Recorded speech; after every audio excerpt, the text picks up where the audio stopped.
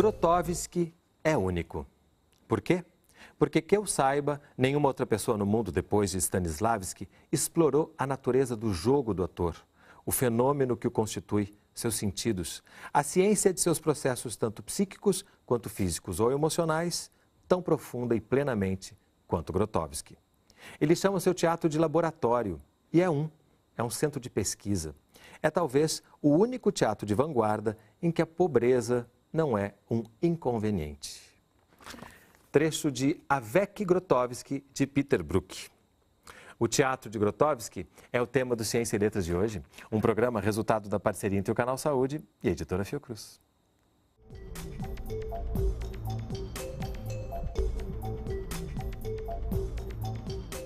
Conversa comigo no estúdio do Canal Saúde, Celina Sodré, diretora do Estúdio Stanislavski e do Instituto do Ator. Seja bem-vinda. Celina, já vou começar com um desafio, que é como apresentar Grotowski. No início do programa já falamos um pouco sobre ele. Já vou adiantar que polonês, nasceu em 33, morreu em 99. E aqui no livro o Peter Brook diz que foi um homem profundamente simples, com uma pesquisa profundamente pura. Num outro momento, um homem charmoso, cheio de espírito, transbordante de vida. E para você, como é que a gente pode definir Grotowski?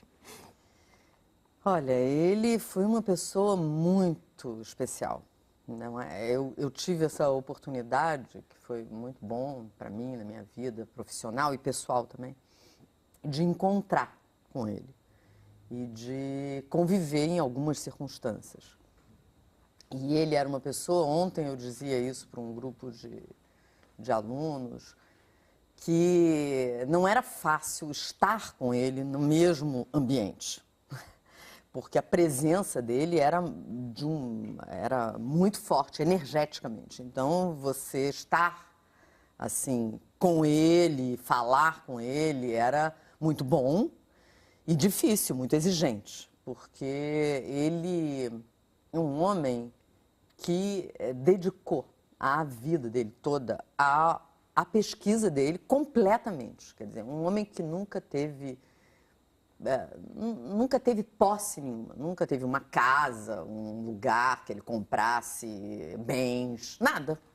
Ele morava nesses últimos anos da vida dele, últimos 15 anos da vida dele, ele morava nesse lugar que eu conheci, que era do lado dessa sala de trabalho dele, lá na Itália, na Toscana, numa microcasinha que tinha uma mini cozinha, que também era sala, e o mini quarto dele. Pronto, acabou. O essencial, né? Assim, o basic. O básico total. Básico total. Então, ele não tinha... Ele era para a pesquisa. Ele era integralmente doado si mesmo para a pesquisa. E nesse livro, Avec Grotowski, né, a gente percebe o encontro desses dois homens notáveis e que o teatro de hoje deve muito ao que eles abriram para a gente, né, de possibilidades. Né? E a gente vai descobrindo o Grotowski pelo Peter Brook ao longo do livro e vão aparecendo essas questões deste homem. E você falou no início, né? Ele impactou o seu trabalho e a sua vida. E ele vai mostrando isso para a gente, como que isso para ele não está separado. Né? Como nessa pesquisa intensa, profunda e pura, ele estava interessado em descobrir as questões do ator e as questões do humano juntas, né?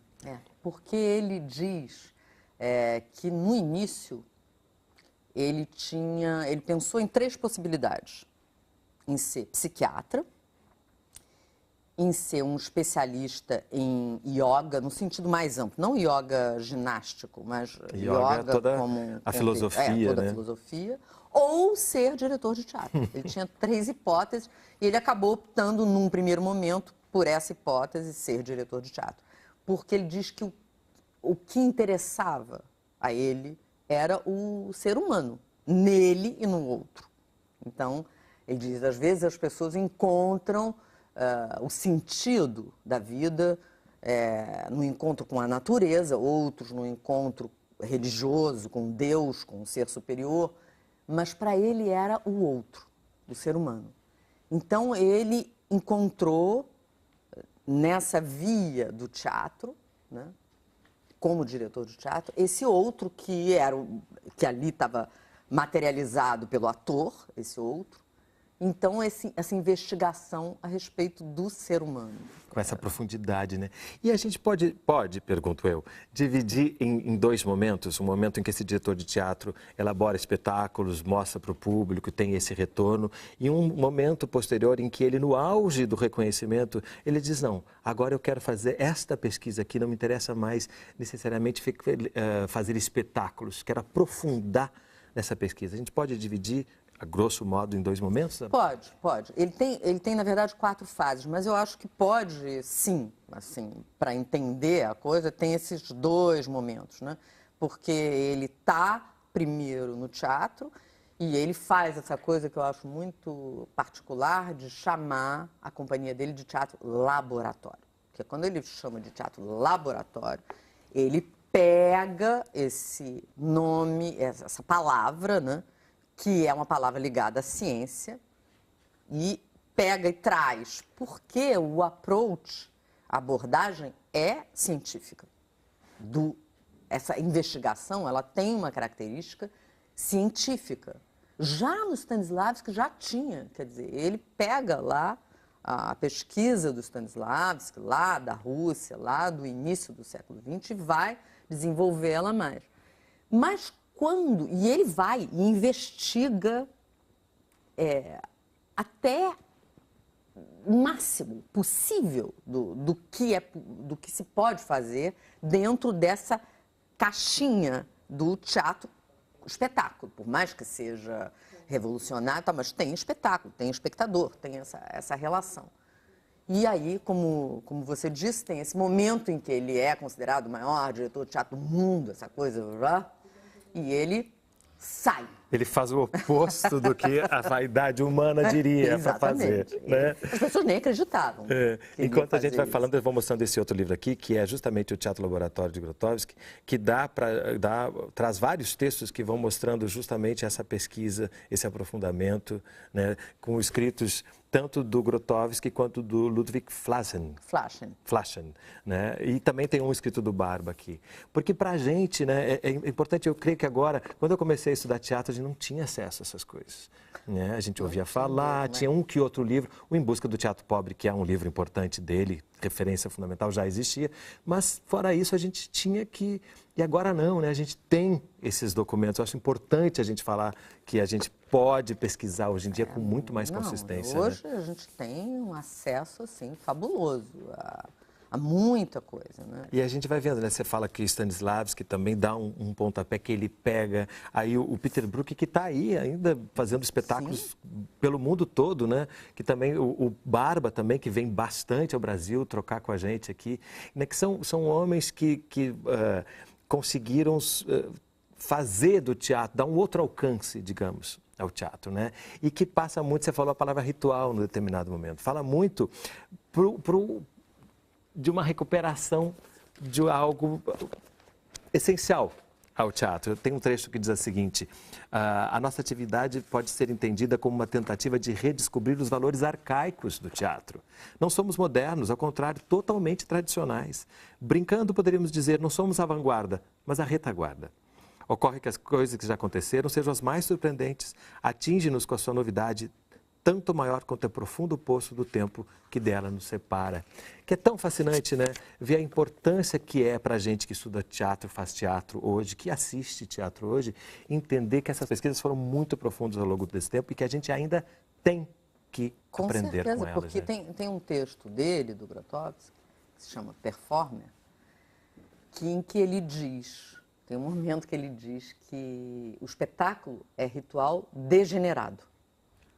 Então, aí, se a gente entende isso, né, que, na verdade, a coisa mesmo é o ritual, e tem esse degenerado que resulta no espetáculo. Que resulta no espetáculo, mas que a gente pode voltar lá e beber na fonte, né? E ele era especialista em ritual, enfim, mas muito especificamente em rituais afros.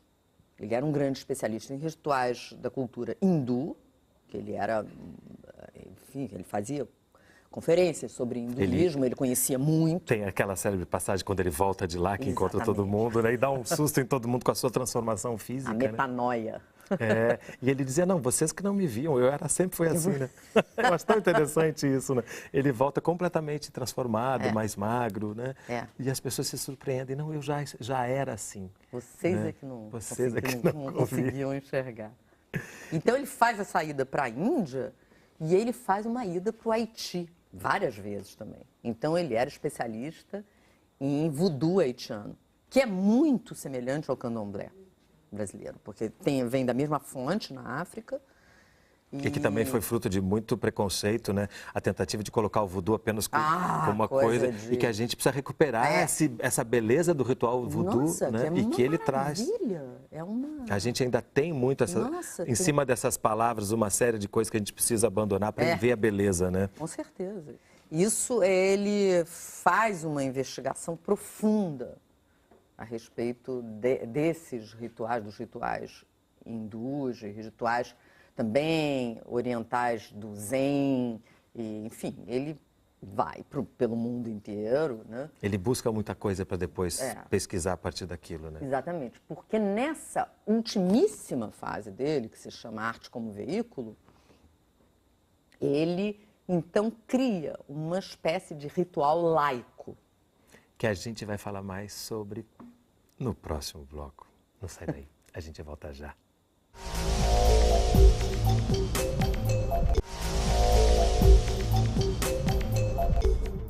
Avec Grotowski, de Peter Brook, é um dos livros que nos ajuda a falar sobre o teatro de Grotowski, tema do Ciência e Letras de hoje. Comigo, no estúdio do Canal Saúde, Celina Sodré, que no finalzinho do bloco anterior falava sobre esse ritual laico, né? Essas coisas que parecem contraditórias. Um paradoxo. Um paradoxo. Mas o Grotowski era o rei dos paradoxos. Ele era amante dos paradoxos. Como o humano é o tempo todo, né? Isso já é uma expressão do humano, né? Então, essa coisa do ritual laico é muito interessante, porque ele criou esse Work Center of Jerzy Grotowski ali no meados dos anos 80, e foi nessa pesquisa que o Peter Brook nominou, porque ainda não tinha nome essa fase, logo no início. E aí o Peter Brook disse, é a arte como veículo. Que é muito interessante esse nome, porque ele é um nome que dá conta da coisa. É a arte, sim, mas como veículo, não como fim. Então, veículo, aí a gente pensa, bom, veículo para onde? Para o quê? Onde? Então, tem toda essa pesquisa ligada a essa origem ao ritual, porque tem uma busca da transcendência. Então ele vai trabalhar com esses sujeitos que não são mais atores, mas você pode dizer atuantes. É um pouco diferente, o performer, o atuante, é um pouco diferente do ator. E vai tirando desse lugar que a gente está mais acostumado a ver, né? Que a gente fecha, ele vai abrindo para outros lugares, né? E vai para esse campo que não é da representação. E, inclusive, várias palavras aparecem aqui, né? Como o sagrado. E tem nesse livro tem um depoimento seu, quando foi a Paris em 99, se não me engano, já em uma série de comemorações, já sem ele presente fisicamente, mas e você fala de como que ele esteve presente de uma maneira espiritual fortíssima e como aquilo abalou todo mundo. Porque a gente, quando está falando do teatro de Grotowski, da pesquisa de Grotowski, a gente está falando também deste algo que não é concreto, né? Deste algo que não se traduz na corporeidade apenas. Sem isso, é muito difícil entender os rumos desse trabalho, dessa pesquisa, né? Porque tem essa dimensão imaterial que é a característica fundamental. E, claro, toda vez que você vai falar do imaterial é muito difícil, né? Porque meio que as palavras não dão conta, o vocabulário não dá conta, a gente não dá conta. Mas, para sintetizar essa pesquisa dessa fase da arte como veículo, é a criação desse espécie de ritual laico, aonde, através da vibração da voz humana, em cantos antigos da humanidade, acontece uma transformação da energia pesada em energia fina. Transformação de energia, uma coisa mais da ciência mesmo, da física, né? Porque ele estudou essa coisa, né? Os rituais antigos da humanidade, os rituais, os que ainda sobrevivem, têm sempre, muito presentemente, corpo, né? Dança, corpo humano se movendo, ação, e voz, canto. E quando as pessoas vão a um ritual, que seja um ritual verdadeiro, por exemplo, um ritual de candomblé, que é uma coisa que as pessoas no Brasil podem ir, né? E ainda existem rituais verdadeiros, muitas vezes a pessoa vai, a pessoa nunca foi, não conhece aquilo, mas ela diz que ela sentiu alguma coisa. Essa coisa que a pessoa sente está ligada a essa transformação da energia pesada em energia fina. E ela acontece muito através dessa vibração da voz humana no ar, nesses cantos antigos da humanidade. Então, o estudo, a pesquisa dele nesses últimos anos está ligado a isso. E é interessante porque você falando isso, né? Você está falando de teatro, né? Dessa função que muitas vezes está esquecida no teatro, que é justamente tirar a gente de um cotidiano, onde essa energia nos massacra, e nos colocar num lugar onde a gente tem a possibilidade de entrar em contato conosco mesmo, com o outro, com o entorno, de uma forma muito mais sutil, mais delicada, mais sensível.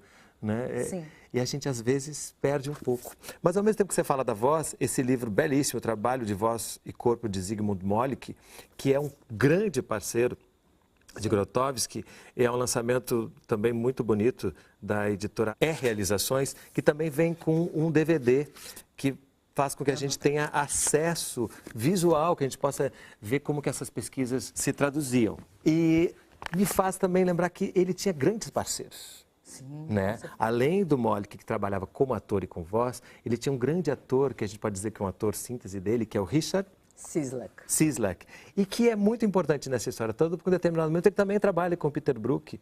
Né? E uma coisa que o livro deixa claro é que o Peter Brook e o Grotowski partem de um mesmo objetivo, mas buscam caminhos diferentes. Né? E que não há nenhum juízo de valor em relação a isso. Mas tem um ator que trafega por esses dois caminhos, né? Isso ajuda a gente a compreender essas trajetórias, né? Com certeza. E o Cislak é o único trabalho que eu saiba, né? Mas eu acho que sim.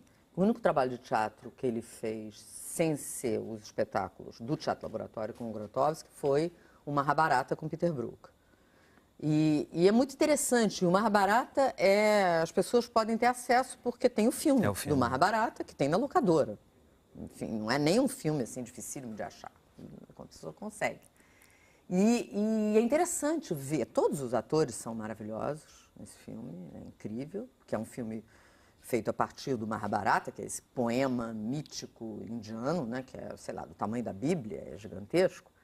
E tem o Cislak fazendo esse personagem incrível, que é o Rei Cego, esqueci como é que é o nome, é um nome difícil de dizer, mas enfim. Ele faz, se as pessoas quiserem identificar ele no filme, ele faz o Rei Cego. É maravilhoso o trabalho dele, é incrível. E ele fez esse espetáculo, que era um espetáculo, tinha 9 horas de duração, que via em 2 dias. E o filme é mais curto, tem esse condensado de 3 horas. Mas dá para a gente ter uma ideia, né? Dá para ter uma ideia. Porque o teatro tem muito isso, né? O teatro a gente fala, lê, vê vídeos, vê filmes, mas estar ali é o grande barato, inclusive quando você fala de ritual, é o grande diferencial. Exatamente, é ao vivo. Né? Ao vivo, está ali, está acontecendo naquele momento e não é a simples repetição de ontem.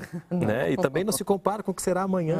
Isso é muito fundamental a gente lembrar que o teatro, por mais que em algumas formas isso seja minorado por outros objetivos, tão legítimos quanto, mais comerciais, enfim, e que acabam se afastando disso, a essência do teatro é essa, né? É nos possibilitar esse momento. Não posso deixar de mostrar a Bíblia, que você trouxe para a gente como um dos seus livros de cabeceira, porque você mencionou a Bíblia fazendo uma comparação do tamanho com o Mahabharata. Por que a Bíblia é um dos seus livros de cabeceira? Pois é, né? Eu acho que as pessoas, assim, as pessoas que têm, assim, são mais intelectuais, elas têm um certo preconceito, né? Você fala assim, estou lendo a Bíblia. Mas é um livro incrível. E eu, num certo momento, não sei, uns 20 anos atrás, eu resolvi pegar e lê como um livro, não como consulta, mas como um romance. Estou lendo a Bíblia. E foi uma experiência fantástica, né? Porque eu comecei a entender muita coisa que eu não entendia. E tem uma coisa que é muito interessante, que o Grotowski fala nesse livro, no Avec Grotowski, no final do livro,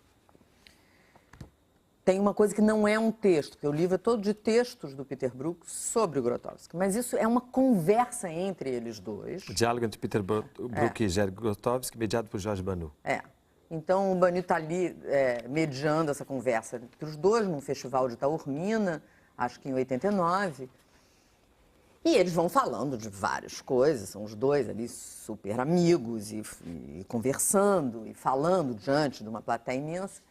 E num certo momento o Grotowski fala essa coisa que eu acho uma maravilha, que ele diz que o que as pessoas não conseguem entender, mas que é muito importante entender, é que tanto a obra do Shakespeare, quanto a obra do Dostoiévski, quanto a Bíblia, foram escritos, na verdade, pelo mesmo autor, que é o Espírito Santo. E parece uma piada, mas não é uma piada. Ele não fala como uma piada, ele fala como uma coisa que ele encontrou. E é genial, muito né? interessante, né? Ele fala, né? Assim mesmo, de qualquer maneira, eu concordo que é melhor olhar a Bíblia como uma criação do Espírito Santo, porque podemos muito bem considerá-la também como uma enorme biblioteca. E ele pergunta, agora, e Shakespeare? E Dostoiévski? Mas é a mesma coisa, é evidente que foi o Espírito Santo que as escreveu, as obras desses autores. Né?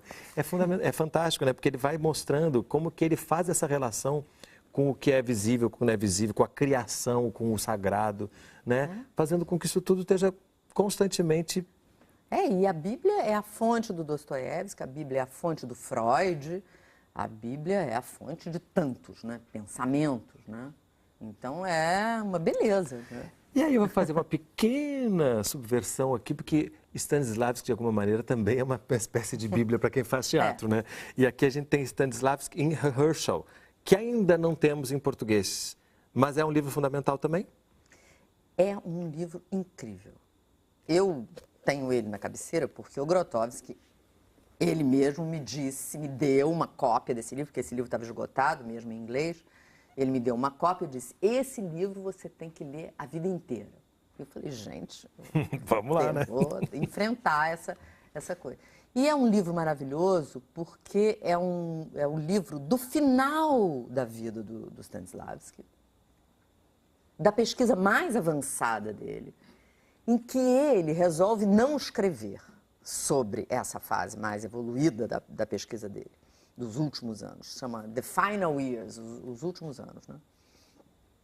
E ele delega ao Toporkov, que era um ator que trabalhava com ele nessa fase final da vida dele, ele delega ao Toporkov a escrita do relato sobre a pesquisa dele nesse final.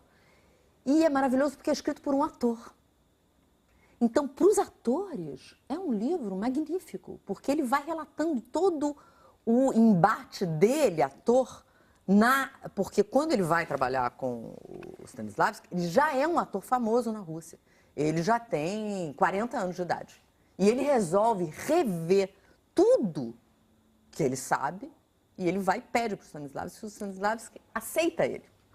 Então aí, o livro é todo o processo dele de desmontar toda aquela coisa velha, século XIX, e reaprender toda a arte do ator de novo com Stanislavski. É um livro magnífico. E eu acho isso tudo fascinante, porque a gente está num momento, né, em que ser ator, muitas vezes, é confundido com uma série de outras coisas que passam muito longe da pesquisa, do estudo, do trabalho árduo, né? E eu acho que esse nosso bate-papo aqui, esses livros que a gente mostrou, esses homens que a gente aqui está trazendo para esse concreto, falando deles, porque isso também, né, tem esse poder, eu acho que nos alerta para que a gente possa também ter um olhar de que fazer teatro, trabalhar como ator, diretor, dramaturgo, são coisas que são muito sérias, completamente vizinhas do lúdico o tempo inteiro, do sagrado, como a gente viu aqui, mas são frutos de muita pesquisa de muita gente que veio, está e que virá. Inclusive você. Parabéns pelo seu trabalho e obrigado pela presença aqui conosco. Muito grata. O programa Ciência e Letras da Fundação Oswaldo Cruz é resultado de uma parceria entre o Canal Saúde e a editora Fiocruz. Se você quiser entrar em contato, mandar sua crítica ou sugestão de leitura, nosso telefone é 0800 701 8122. A gente se vê no próximo programa. Até lá! Para entrar em contato com a editora Fiocruz, acesse www.fiocruz.br/editora ou ligue para 21 3882 9007.